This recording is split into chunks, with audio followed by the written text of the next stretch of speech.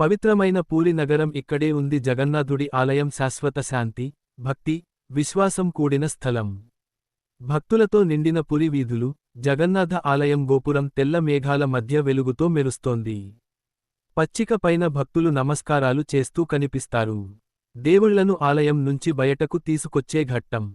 ఏడాదిలో ఒక్కరోజే భగవంతుడు ఆలయం వెలుపలికి వస్తాడు. జగన్నాథుడు, బలరాముడు, సుభద్ర ఆలయపు అంతర్భాగం నుంచి బాహ్య ప్రపంచానికి యాత్ర. పూజారులు ప్రత్యేక వేషధారణలో దేవత విగ్రహాలను తీసుకువస్తున్నారు.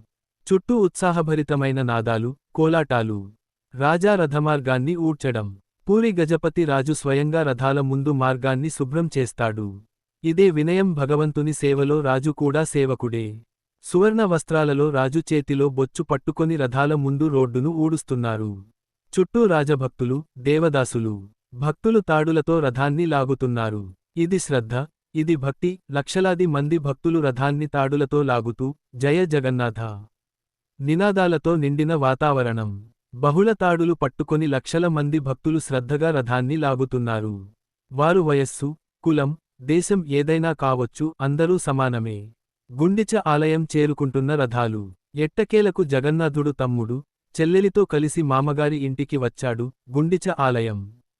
ఇది ఆనందోత్సవ సమయం. గుండిచ ఆలయం వద్ద ముగ్గులతో అలంకరించిన ప్రాంగణం.